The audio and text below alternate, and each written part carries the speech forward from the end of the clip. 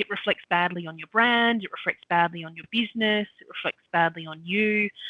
And with social media these days, people start tweeting about all kinds of random things, and you just don't want to be the subject of somebody's tweet just because you didn't understand. Hi, my name is Vindhya V. This is Art of the Extraordinary, the podcast for those of you who's ready to play a much bigger game and leave an extraordinary legacy behind. I'm glad you're here, and it's time to make your quantum leap. My name is Vindhya and I'm a high performance coach, and I help build high performing teams that make you look great. And every week I bring on guests who have done pretty extraordinary things in the world, and my job is to dig deeper into how they have done things in a quest to find out what has made them different. And today I have Stacey Price, who is the founder of healthybusinessfinances.com.au on the show. And this is going to be a slightly different conversation to the ones that we have had in the show so far. Because Stacy is a qualified chartered accountant and registered BAS agent and self-confessed numbers nerd. She specialises in helping business owners to understand their financial information. Now, she may be a qualified accountant, but she doesn't really talk accounting lingo, nor does she sit in a corporate stuffy office wearing a suit. And she speaks small business so that her clients can finally understand their obligations to the ATO in plain English. And there is a very special reason why I decided to invite Stacey on the show. One is because understanding finances is important, especially when it comes to building businesses or anything, when you do anything creative that you're going to earn money from. Secondly, as you will notice when I speak with Stacy, you will notice that the way she does things in her business is different. One, she has built the business in a very competitive market space. And accountant, there are many accountants, but you would notice that she had done things very differently, and she had structured herself and branded herself in a very, very different way. And it's very refreshing, and it makes actually people want to ask for opinions and ask for advice. Plus, the way she does business is different. So, without a further ado, let's jump into our interview.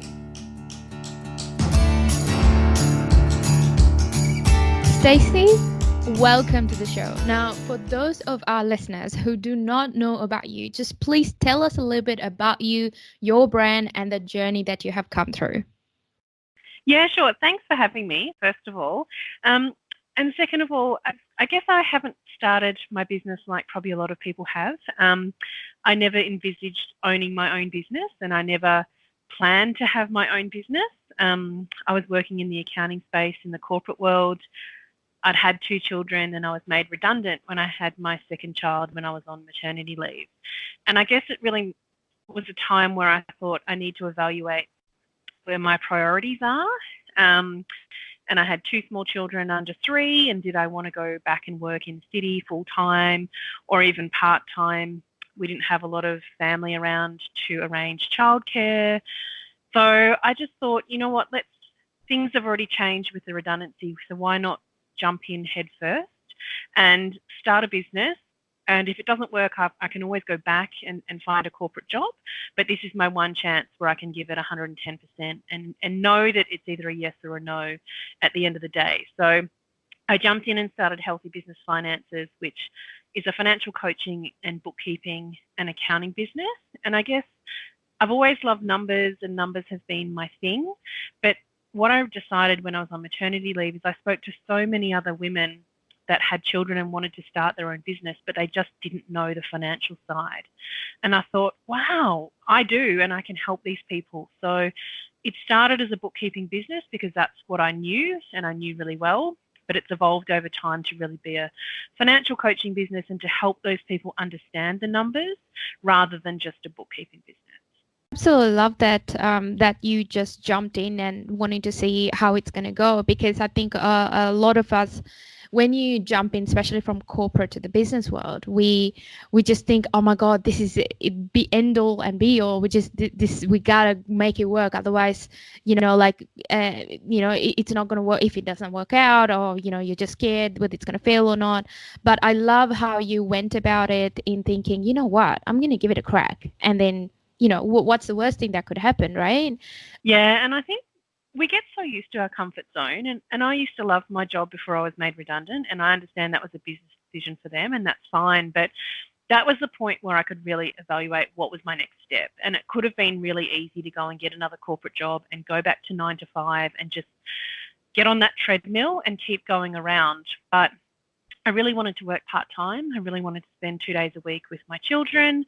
I wanted to be able to pick them up if they were sick at the drop of a hat, and working in the city was really hard. I needed to catch a train, then drive from the train station back to home, which was a good 10, 15 minutes, just to get to my kids if they happened to be sick or something happened during the day. So I probably wouldn't tell everybody just to quit and jump into head first, but I think sometimes that naivety worked in my favour when I started my business. I didn't spend 2 years planning it. I didn't have a 67-page business plan when I started my business.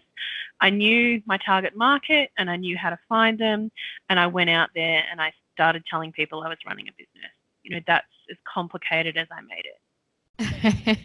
Love that.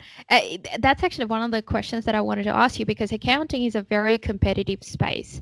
But when I look at your website, by the way, folks, you gotta definitely go and check out Healthy Business Finance's website, because when you go there, you see that they are doing things very differently. So I see that you guys are doing things differently. So I just wanted to ask you, like, how did you come about it? Because given that it is such a competitive market and a competitive field, how did you differentiate yourself other than what you mentioned about your target market? Yeah, I think accounting and bookkeeping, there is so much choice these days. And it didn't always be that way. You used to go into the accountant's office and see them once or twice a year, and you'd come back the next year and you'd do it again.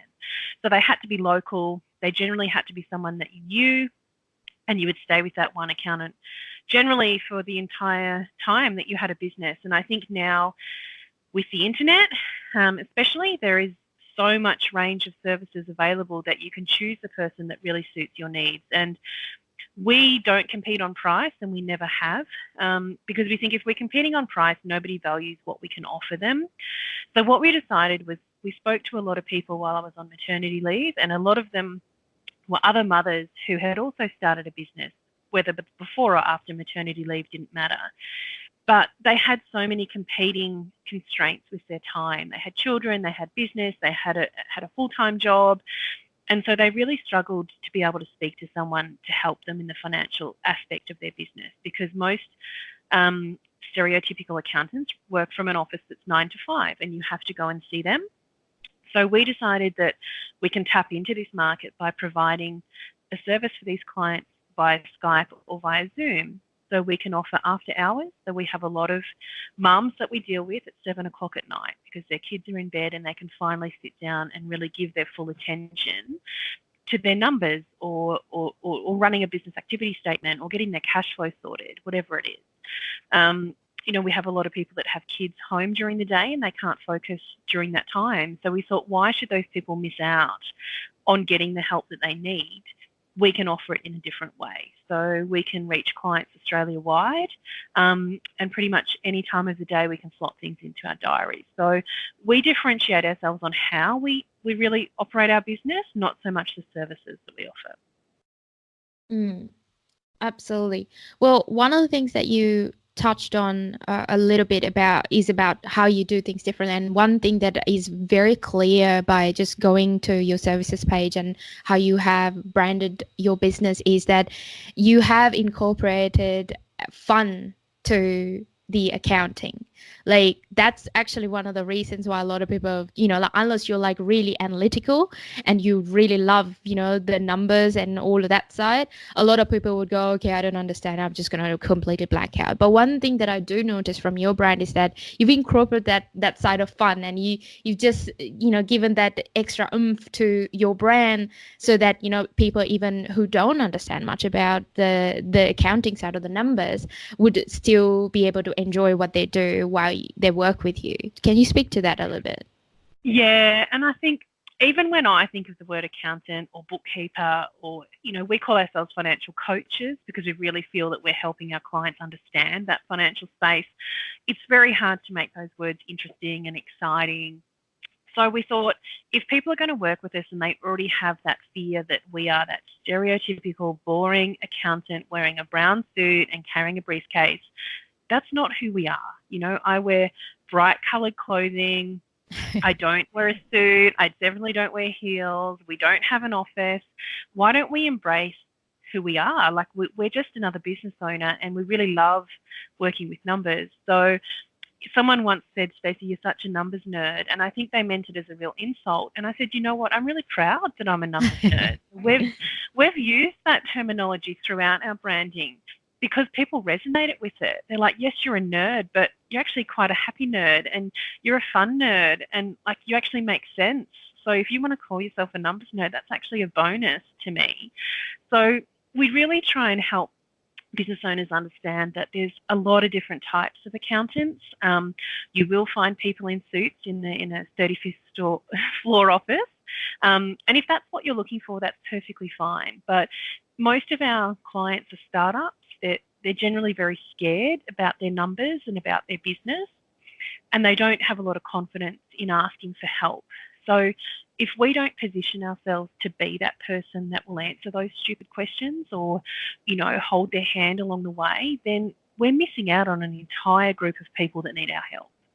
So we just thought, why not make it fun? Why not make it interesting? Why not do sessions via Skype? I don't have to be in the same room. So we do a range of things to really go, you know what, this session will be whatever you get out of it. But if you're expecting corporate accountant in a box, that's definitely not what you get with us.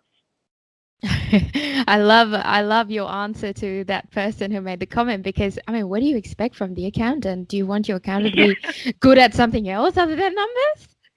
Exactly right. And a lot of people come to us and it's all negative emotions that they come to us. They're scared, they're confused, they're embarrassed.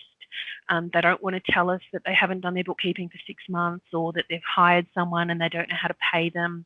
And so they come to us with a lot of negative emotional baggage, we like to call it. But they feel that they're the only person that's in that situation. They don't want to explain to anyone what's happening. And so they come to us and they're so apologetic. Like, Stacey, I'm so sorry I haven't done it. I'm really embarrassed. I'm like, you know what? We're not here to judge. We're here to help. And if we can help you pay that person right, and if we can help you with your accounting software, and if we can help you with the tax office, then we've done our job. We're definitely not here to judge. And I think that's what people think an accountant does. They'll look at their paperwork or look at their books or look at their cash flow projections, and they'll have some judgment. Whereas we try to help. We're like, okay, it might not be in the best situation right now, but if we do ABC, then you'll get this amazing outcome.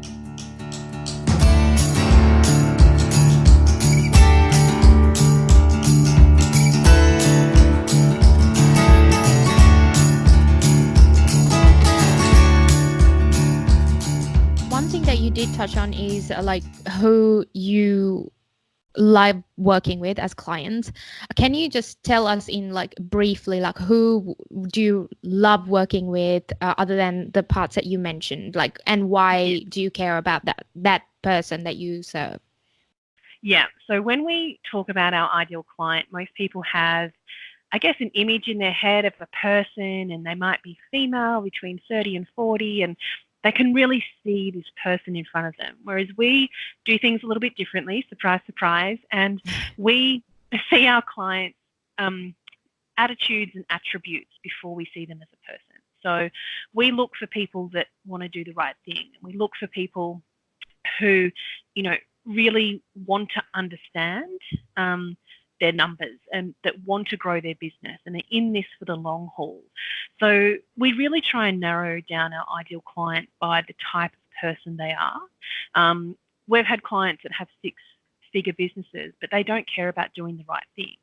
So they're not our ideal client because they're not going to value the knowledge and education we can bring to the table. We've had clients that, make $5,000 a month, but they have a 2 or 3 year plan for their business and they really want to grow it and they want to open 3 storefronts and they have this amazing vision of building this brand for their business. They're the people that we get excited about because we can really help them on that journey. And when they send us those emails or messages and go, I've hired my first person. I didn't think I'd ever reach that stage. And I'm so grateful that you gave me that advice about payroll. And I'm like, oh my God, that's what makes me feel so good. So we don't necessarily look for a type of business or a type of person. We look at those, I guess, the attitudes they have around their numbers. That's what we focus on to find our ideal client.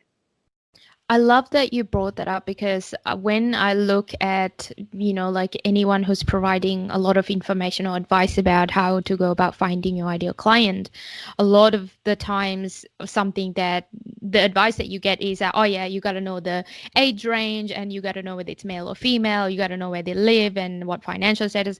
But I think the way that you have gone about it is what I call psychographics, not necessarily the demographics, but actually the person's, what are their interests and how are they as a person and where do they want to see themselves. So it's more the psychology of the person, it's the demographic side of things, isn't it? Absolutely. And just as an example, we have a beautiful elderly gentleman who I think he's about 84 years of age. He runs his MYB data file. I go and visit him. He lives in a retirement village. So I do get a lot of odd looks when I go and visit this elderly gentleman to work on his numbers. He pays his bill every single time. He rings me and books an appointment.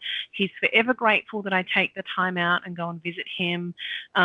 He's one of my dream clients. He ticks all the boxes on so many levels. But if I just had have looked at him as a person in terms of age, he lives in a retirement village, he's 80 odd years of old, most people would write him off. But he's one of my best clients. Well, I'm just curious to know, how did you come to that conclusion? That's the way you want to go out finding your ideal client. Did you always do that from the beginning, or did at some point you went, oh, okay, this is not how I want to do things. I want to do things. How did you come to that?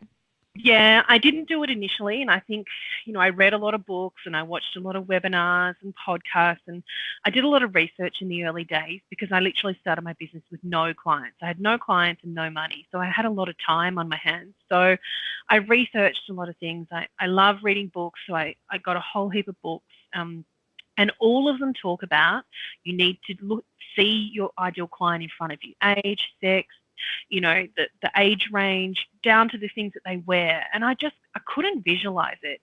And I didn't know whether that was because I'm not a very creative person. I'm obviously a numbers person. So for me, 1 + 1 is 2, and there's no other alternative answer. So I couldn't visualize this person that didn't exist. And when I spoke to more and more people, and everyone said, so what's your niche and what types of businesses do you work with? I was like, oh gosh, I haven't got a niche. I work with most people that come to me. I must be doing something wrong. And so then you start second guessing everything that you're already doing that's working because somebody thinks you haven't got a niche or a specialty. And I sat down one day and I thought, right, I'm going to work out where most of my clients, whether is there an age range I can narrow down? Is it an industry type? And the age range was about 24 to 84. So I thought, okay, that hasn't helped. I do work with predominantly women, mainly because I met a lot of women when I was on maternity leave, which was a natural thing, but I still have male clients, so it wasn't one or the other. The demographics, we work with clients in Perth, New South Wales, Queensland and Victoria, so I couldn't narrow it down by demographics. And I thought, why am I trying to eliminate these clients? Like, why can't I work with everyone, providing they care about our services? So it was probably 12 months into the business that I really started to narrow down the types of clients that approached us. and really whether we thought that they would be long-term clients. So we don't want to work with people for a week. We want to work with them for, several months if they're in that startup phase, or if they need bookkeeping help. We want to work with them until their business grows so much they have to hire an internal bookkeeper. So we want a really long-lasting relationship with our clients. So we started to think, okay, what kind of questions are they asking us? And if they're asking us to do something completely dodgy with the tax office, then we really need to have that conversation about, look, this is not where we think we can add value, and perhaps we're not benefiting from this client relationship. So it probably took 12 months for me to realise my ideal client wasn't a set of statistics. It really was a type of person that have those attitudes and feelings towards their numbers. So once we narrowed that down, it made it really easy for when people came to us that we could really identify whether they were a yes or a no, and whether we investigated that further. Well, when you made that differentiation, did you find that the type of people that you attracted as clients change and your service delivery change as well, or did that stay the same? Our service delivery probably stayed the same. And to be honest, before we made that decision, we were spending so much time on people that were not our ideal clients, trying to convert them to be our ideal client. And in hindsight, it was a complete waste of time, because I don't feel that you can change people that easily. And if we did change them, it would take 12 to 18 months. And we simply don't have the capability to spend time and time and time on these clients that don't really value us. And what we found is the only people they would refer to us were people with a similar mindset. So they're referring people to us who are not our ideal clients. And as soon as we really understood that, we were finding that our clients that really did value our services were referring more clients that valued our services, that thought exactly the same way, that dealt with their business in exactly the same way, that were confident to ask us questions when they had them, that understood why we were asking for paperwork. It wasn't a drag or, oh, Stacey's asking another question. So, and 50% of our work comes from referrals. So if we're getting the right clients to start with, then they're referring the right clients back to us. So our business organically grows without us having to go and search for those people. I think one of the biggest mistakes that a lot of people in the beginning of the business make is that, because we want money, we just be attracting, we just get money from anywhere. But what ends up happening in the end is that you've attracted all these wrong people. And in the end, it actually costs more, because you're wasting a lot more energy, wasting a lot more time, wasting a lot more, even money on things that doesn't really have that much of a return, even like on an emotional level, I guess. Yeah, and that's what we found. We're obviously so proud of what we do and we love what we do, that when somebody doesn't value those services, you start getting a little bit upset. Not upset about it, but you just think, oh gosh, they didn't even care that we reminded them that their business activity statement was due. But those people probably will never care. But you keep going out of your way to think, if I just remind them enough times and if I just give them enough information, they will realise how amazing we are. But sometimes those clients don't care how amazing you are. They just probably want to pay cheap services and tick the box to know that it's done. But I guess our business is not a tick the box business, and we don't want to be someone that just does the bare minimum. We want to provide those extra services. So we thought, if we're going to provide those extra services, we need to really focus on the clients that want those extra services. And so you spend a lot of time getting upset that our clients don't appreciate us if you've got the wrong types of clients. It's hard in those early days because, like you said, you do take anyone. Somebody, sends you an email and says, we'd love to work with you. And you almost do a happy dance around the room because you're so excited that somebody wants to use your services or buy from you. And that's great initially, because I think you do have to build your brand from somewhere, but you can get caught in a trap of working with those people and never getting out of that cycle. So I think it's important to understand who you want to work with, who values your services, and where can you find those people, because that's where you need to be focusing time and energy.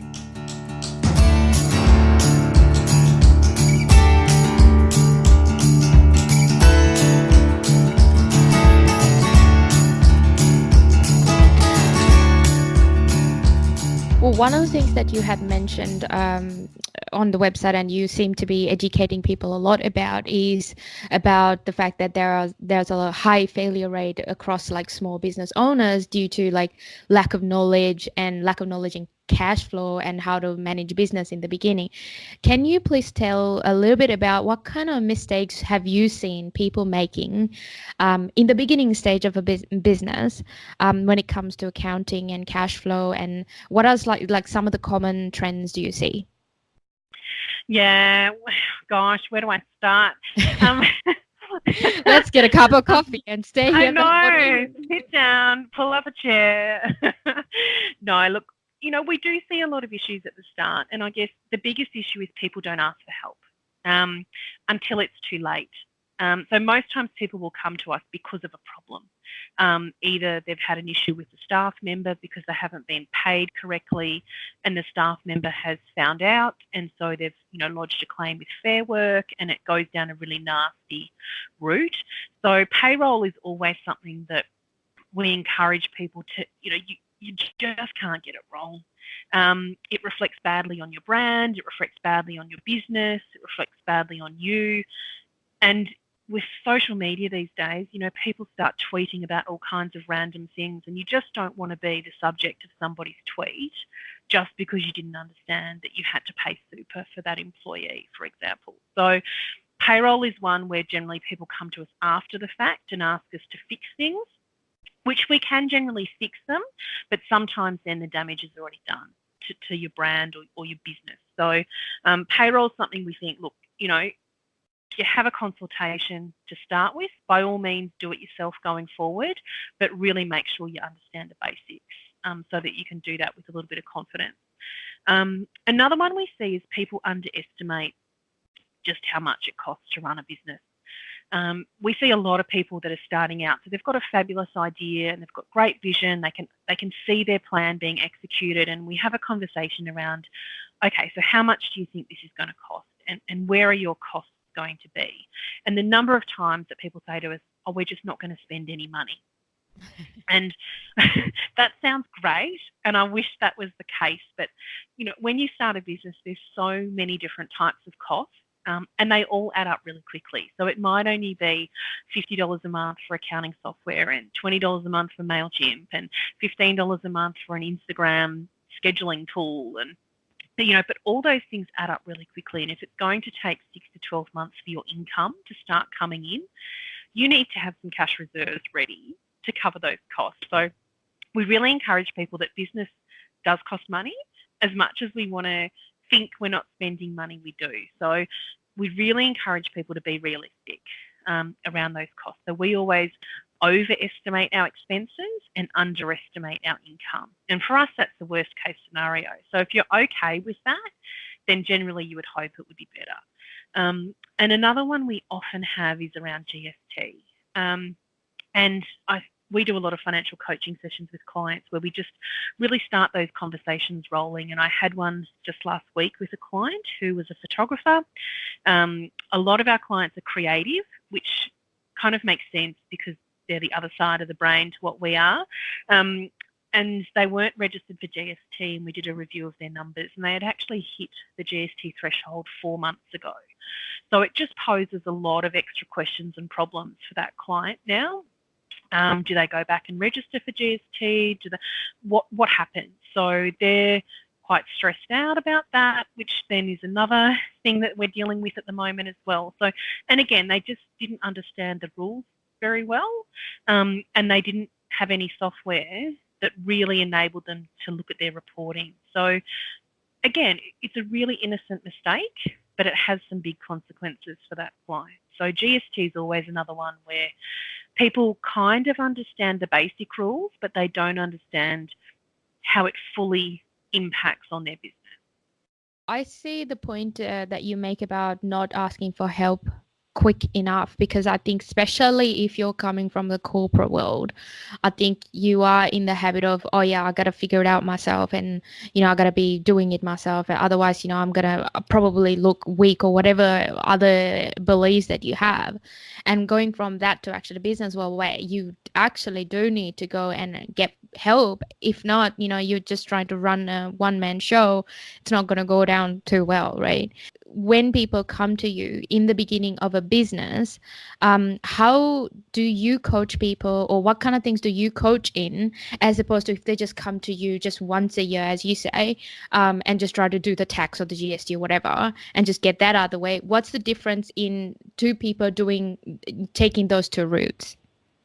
Yeah, so we generally help business owners on a couple of different levels. So our financial coaching sessions are really to help them where they're at in their business right now. And for every single client, that's completely different. So we might have someone come to us who's literally 2 weeks, away from launching their business, and they want to understand their cash flow position. So we'll do a projection for the next 12 months. We'll understand where their income's going to come in and how many customers they'll need to hit those targets, what kind of income streams they have, and if all these expenses happen down the bottom, then this is the end result of their business. So they can see it for the next 12 months. We have others that might do that initially, and 6 months later they'll come back and they'll go, okay, I need to register for GST now. Can we understand how that impacts our business, and how do I change my accounting system, and what invoices do I need to give? And, we need to review pricing, we need to review what's written on your website, and there's so many behind the scenes things that we need to discuss before we just flick the switch and turn GST on. And the other big one we find is payroll. And as I've already mentioned, most people start their business and they have no intention of hiring staff because it's seen to be, it's really hard. You've got to manage someone. I haven't even made a sale yet. How can I be thinking about having employees? But it generally will creep up on you so quickly that you then end up rushing the whole process, because you might have a new client or someone place a massive wholesale order and you think, how am I even going to get that done? I know I'll hire someone and they'll help me, and I'll just figure out afterwards what that actually means. So we will have another conversation with that. And this could be the same client that has come to us 3 times now, but each time we're just having a conversation about that important issue in their business at that time.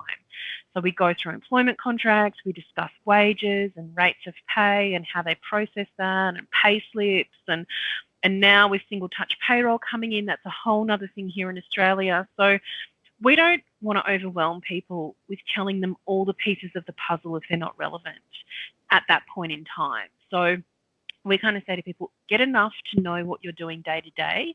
And if things change, we have another conversation. And if things change again, we have another conversation, because most clients won't retain all that information at once. And so we find a little bit of information is actually quite dangerous if it's not used correctly. So we really want to spend the time with them to get them to understand each process of their business as it evolves over time. I see how this is really, really key, because as I mentioned, like a lot of people, when they first start, like they take accounting very lightly because, you're not making any money, so why bother? And then before you know it, things have started to creep in, whether it's bills, receipts or whatever, and then payroll on top of that. And then before you know it, you've just tangled up in a whole web. But, if you didn't have that conversation up front, I guess that then you have to kind of clean the mess. Yeah, and we always say it always costs more to fix it up than it does to get it right to start with. So, most people think that you see an accountant after all these things have happened and they wave their magic wand and it magically just fixes. But if you hired someone next time, would you make the same mistakes again? Because they haven't actually informed you as to what you should have done initially. So what we're trying to do is reverse that thought process and go, right, before you register for GST, let's have a conversation. Before you register someone on your books as an employee, let's have a conversation. And let's make you understand how that impacts your business, and as a business owner, what are your obligations now, and what should you be aware of, so that, if you hired 5 people next time, it should be a relatively easy process, because you've already got those systems and processes in place to make sure that pay gets done on time and super gets paid and all of those things. Fixing it 12 months down the track is a whole world of pain on so many levels. Not only is it quite expensive to fix it all up, but as I mentioned, you don't want to have disgruntled employees that haven't been paid correctly. You don't want to have to go and invoice your clients now for your GST portion because you didn't realise you needed to register for GST, and suddenly they have to pay you an extra 10%.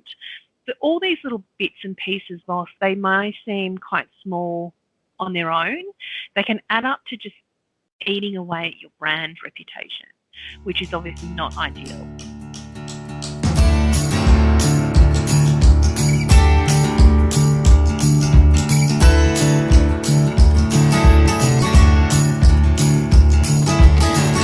I want to switch gears and ask you about the money mandala that you have mentioned on the website. It looks so much fun. Tell us a little bit about that.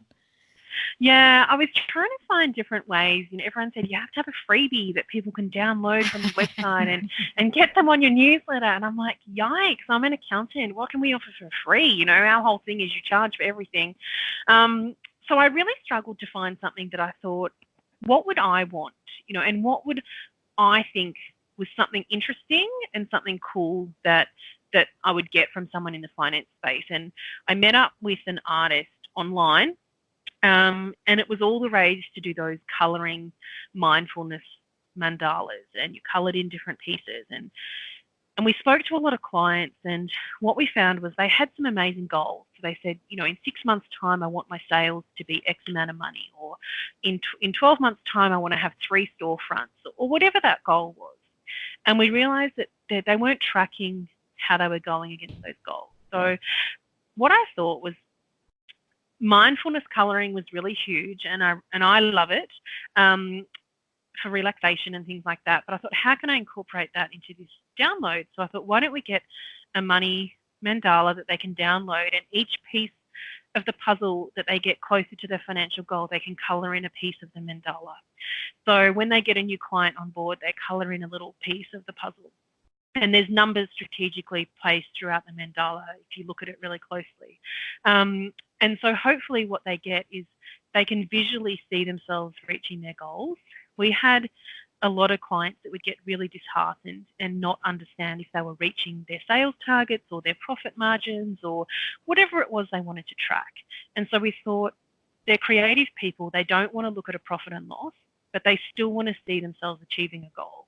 So we had to create something visual that they could put on the wall and go, right, every time I get a new lead come in the door, I'm going to colour in a piece of the puzzle. Every time I make a sale, I'm going to colour in a piece of the puzzle. Every time I do my bookkeeping, I'm going to colour in a piece of the puzzle. Like whatever it was that they wanted to achieve. And it almost, not that it made the process fun, but they could visually see their business growing without having to look at a financial report, which was really important for us.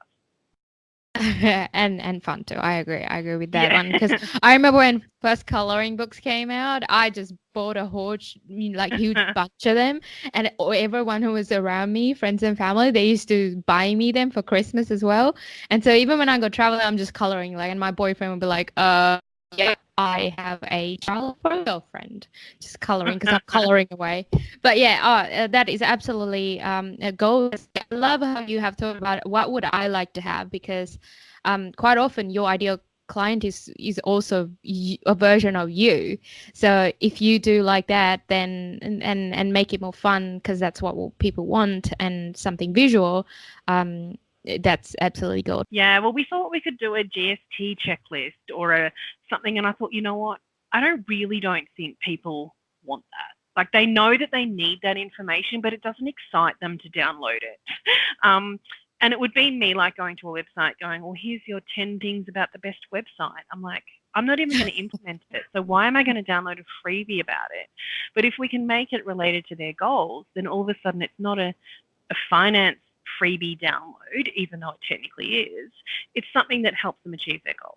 So that's how we thought about it anyway.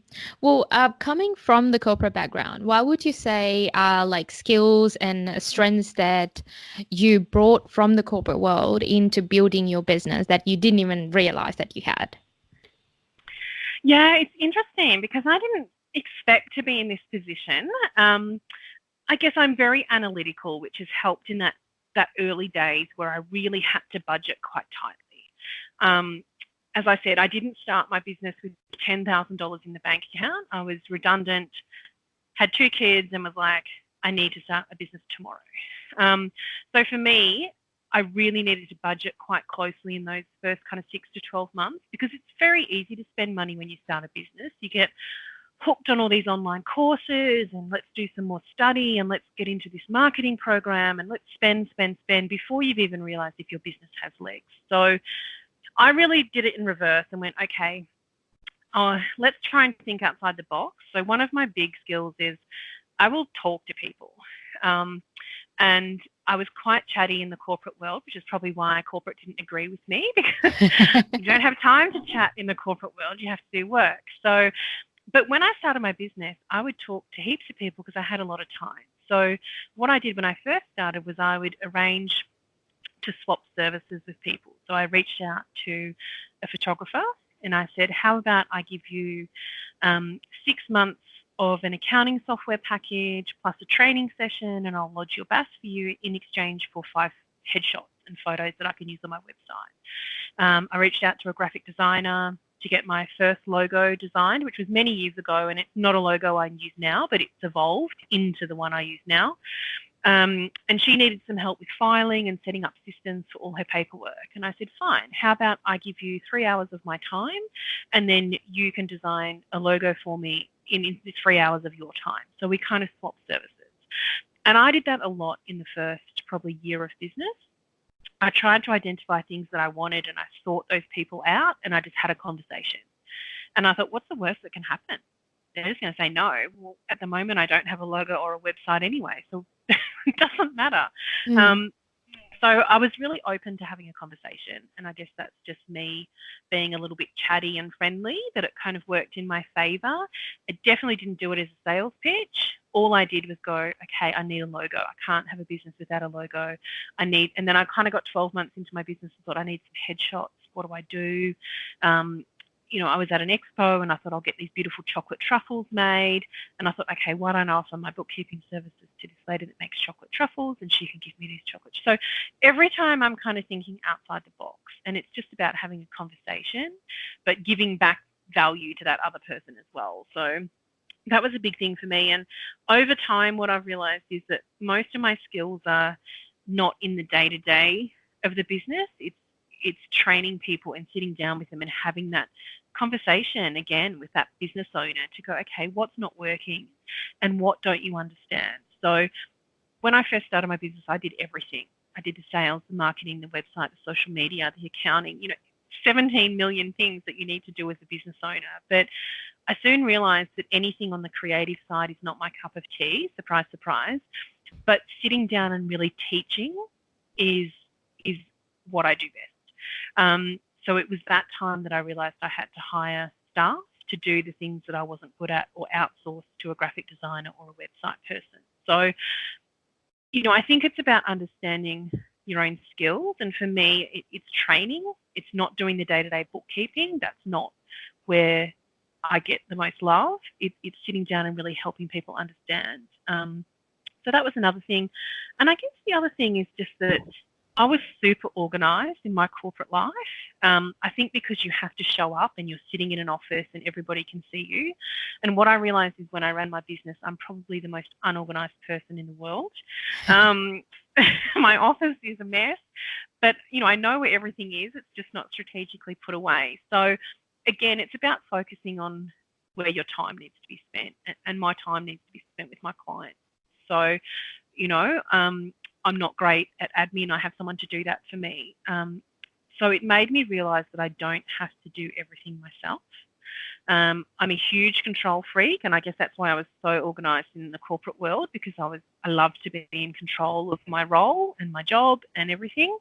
I've realised as a business owner, you can't really afford to be a control freak because you just don't have the time in the week to do 57 things. You just don't have the time. So I actually had to let go a bit, and it was probably one of the scariest things that I have ever done in my business, being able to let go and delegate to other people.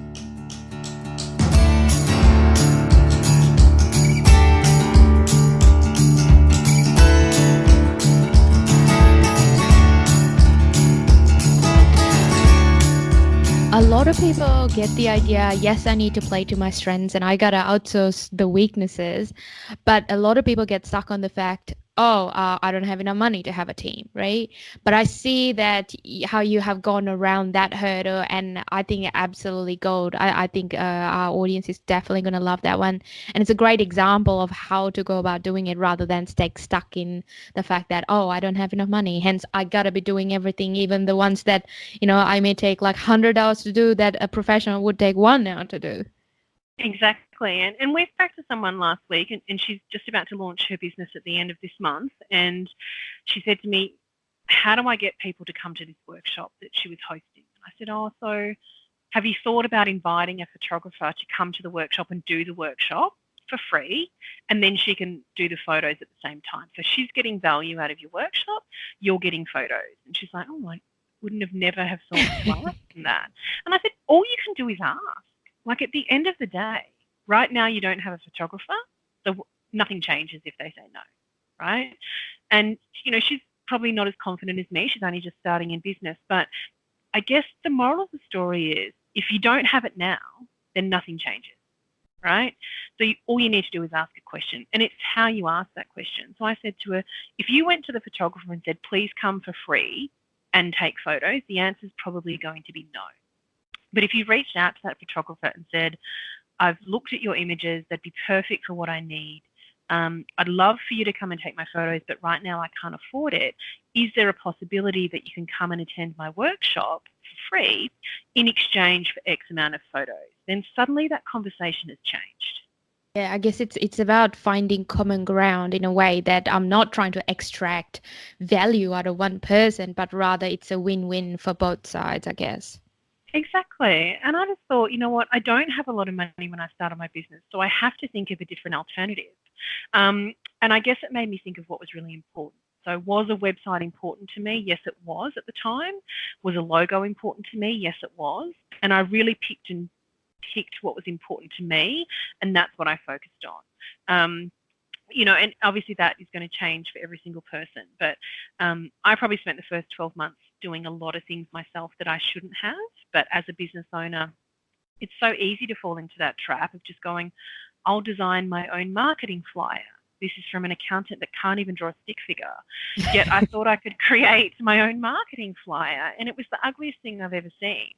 And I thought it probably took me 6 or 7 hours to do that. And I came up with the most ugliest end result. I couldn't use it. And I thought that is not the best use of my time. But I was so determined I was going to do it. And I think it's moments like that that you think, okay, Stacey, you've got to just let go. If you had 7 hours to go and work on your business, you could probably get a new client in the door in that 7 hours. Yet you've wasted it with not even an end result that you can use. So I really started to think, okay, so who do I need to have in my little inner circle that I can rely on? Do I have a graphic designer? Do I have a photographer? Do I have a website person? I have all of those things. They don't necessarily work with me all the time, but I know if I needed to create a flyer, exactly who I would reach out to. And now I'm at the ability that I can pay them exactly what I need to for their services, because it's worth every penny for me not to have to do it myself.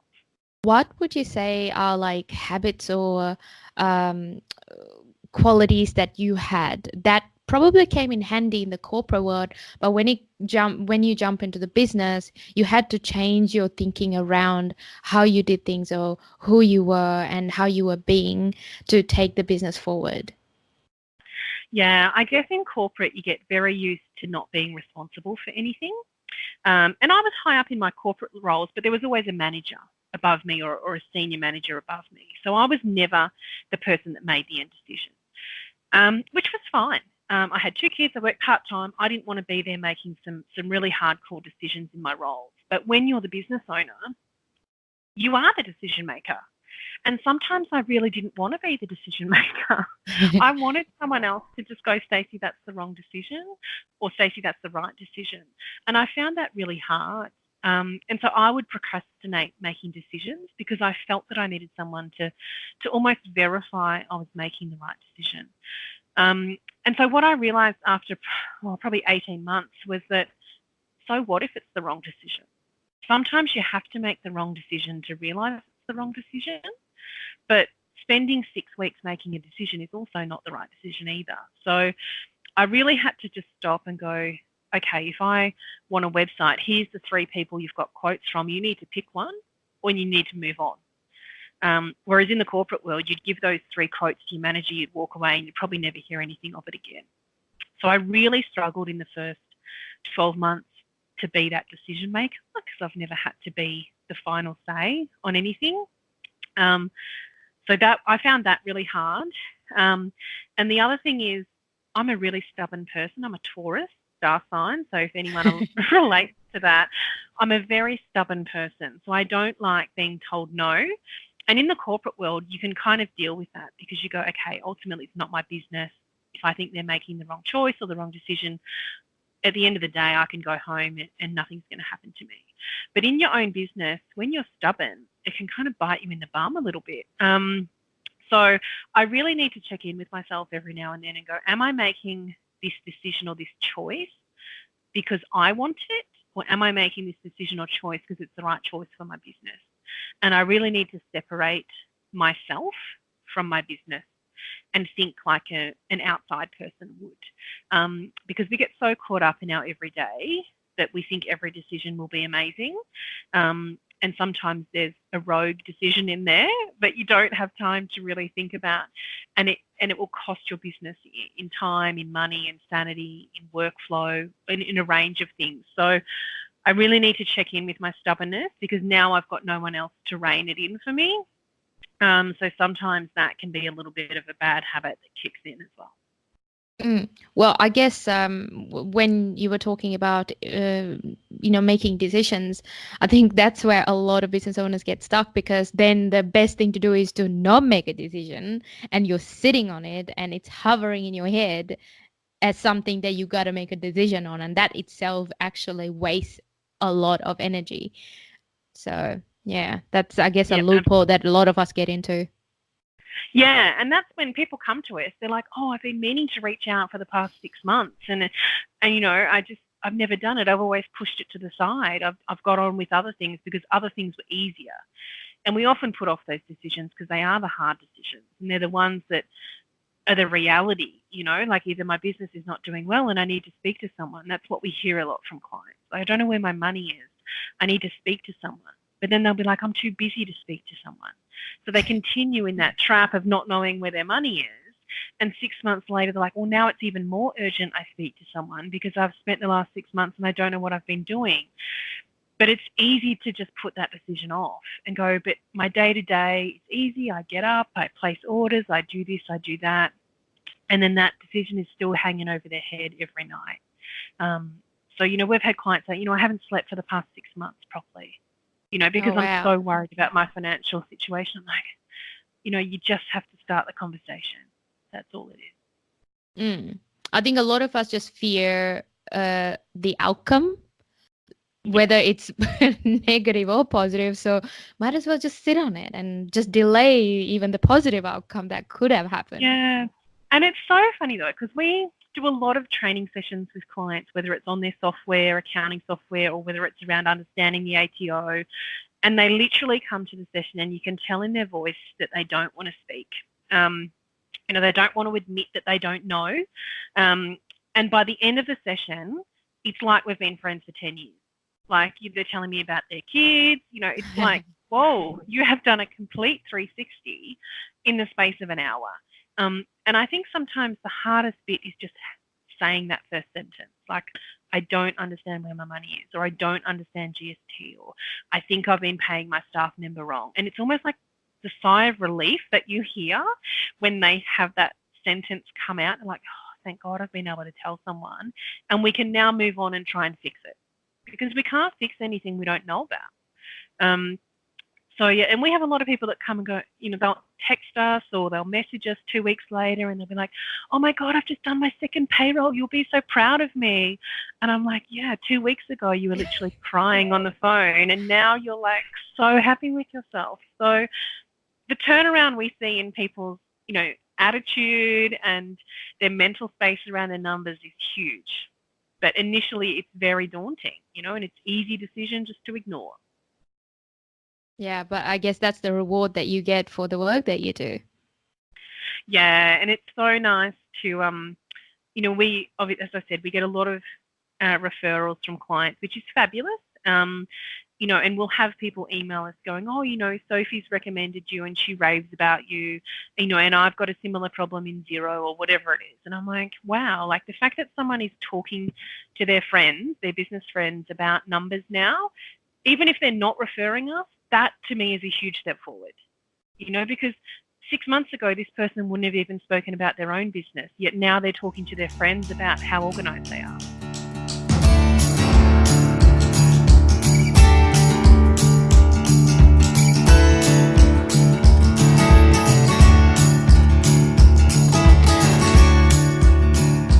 Well, in building your own business, what would you say is the worst advice you've been given? A lot of people said to me, oh, you'll just work it out later. And I was like, okay, I'm not really sure what I'm supposed to be working out, but I guess I'll just work it out later. And some of those things I would never work out. Like, I don't know how to build a website. And someone would just say, oh, you'll just be able to work out WordPress. My brain is not configured to work out WordPress. Like, it's just not. And I'm sure it's easy for some people. It's not easy for me. And so that was something that I ignored for ages. I had this website that a website person had built for me. It was ugly, even though I thought it was beautiful. I didn't know how to update it. I pretty much didn't even know how to log in, but it was there. And everyone just said, oh, you'll just work it out. Well, A, I didn't have time to work it out. And B, my brain just didn't want to work it out. So I agree sometimes that you will work things out, but I think you need to be realistic that some things you just won't work out and you need to ask for help. And for me, it's the creative stuff, like the marketing flyer. I mean, what possessed me to spend 7 hours working on a marketing flyer thinking I would just work out how to make it pretty? It was never going to be pretty. So I don't really like that phrase, just work it out or deal with it later or just wing it seems to be a really popular one at the moment. I think some of those phrases just catch people off guard down the track. Well, what would you say is the best advice you've been given in building the business?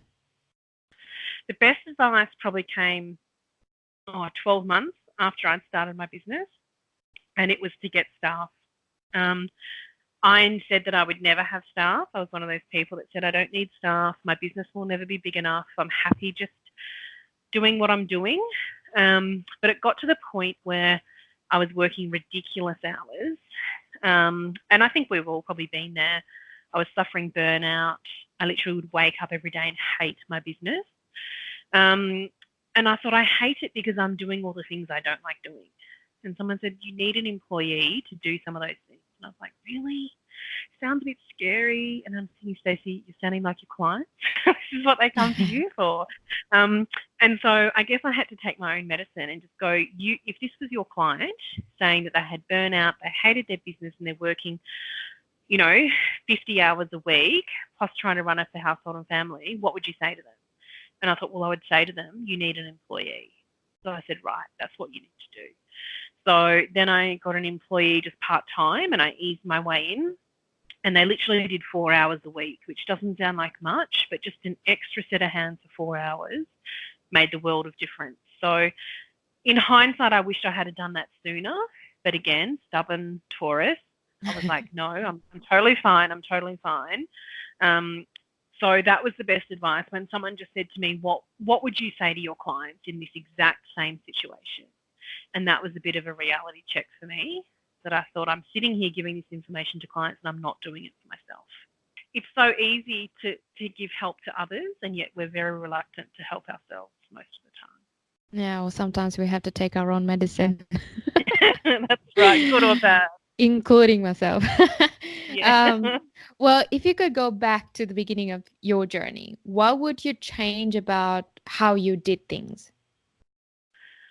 Yeah, I'm not sure I'd change too much about how I started. I think about this a lot because people say, oh, don't you wish you had have spent 6 months researching how you would run a business? And I don't actually think I would change that bit. I still think me jumping in was the best thing I ever did, because I probably would still be working corporate saying I would get this off the ground sometime soon.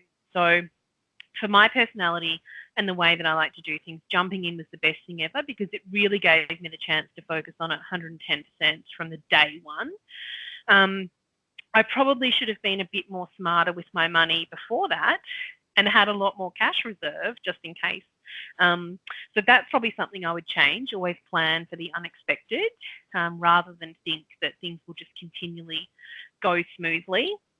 And I guess the other thing I would change is really to surround myself with more business people earlier on. So whether that's through networking or business groups or business associations, but running a business can be very lonely when you're a sole trader, when you're starting out and it's only you. And I didn't have employees for the first 12 months. So, you know, it was just me sitting at home, logging into accounting software and having phone and Skype sessions. So there wasn't a lot of interaction. So I guess I would have built up those networks a little bit sooner just to have that, I guess, support base around me to then, if there was problems or questions, I could have someone to turn to. A lot of people don't have that when they start a business, and that's when they start making those, you know, not bad decisions, but I guess rush decisions because they've got no one to bounce the options off. So definitely surrounding myself with other people sooner to kind of build up my confidence, I guess, in the first 12 months.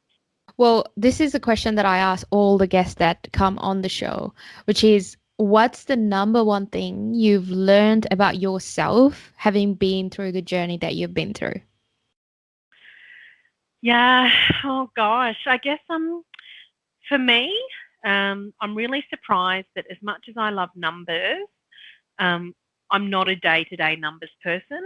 I don't sit there reconciling bank accounts each day. That's not what I love, even though that's what I did when I started the business. I've got 2 staff now that do that for me, and they are amazing at that. I'm more amazing at building and growing the business, which I never thought I would say because I'm definitely not a marketing person. I'm definitely not a salesperson, but I love getting out there and talking about our business and what we do and why we love it. And it must resonate with people because people will come to us and go, oh, I met you at that networking event. I really want to discuss my accounting with you. And so that's really shocked me that I don't just sit here and do numbers behind a desk. I'm networking, I'm attending events, I'm presenting at workshops, I'm speaking at events. That to me was never on my radar. I just wanted to sit down and do bookkeeping and help businesses, which I guess I'm doing through these other aspects, but I just never thought that's what my day-to-day would look like. Well, Stacey, I would love to keep you for long and talk more, but I realize that I have to let you go. Now, for those of our listeners who is interested in getting in touch with you, learning more about you and what you do, can you please let them know how they can do that? Yeah, sure. So the easiest way is via our website, which is www.healthybusinessfinances.com.au, or they're more than welcome to shoot us an email direct, which is support@healthybusinessfinances.com.au. Nice. So I will make sure that I include all those links on the show notes. Stacey, thank you so much for coming on the show. I'm sure there was a lot of golden nuggets that our listeners loved listening to. No worries. Thank you so much for having me. It's been fabulous. Well, folks, I hope you enjoyed that interview. Didn't I say that it's going to be different? Now, as always, go to www.vindyav.com, that's VINDYAVEE.com, and check out the show notes because I'll be putting everything in there, even in the short point form. If you haven't taken any notes, you can always go and refer back, and also all the resources that Stacy shared. And make sure you go and check out the free money mandala that we were discussing on the interview, because that is such a fun way of keeping track of your finances, especially if you are not an analytical person who loves numbers just like I am. So that's it for our episode today. I hope you guys had lots to take out from it. Until we meet next week, have fun, and as I always say, keep at it in your extraordinary journey.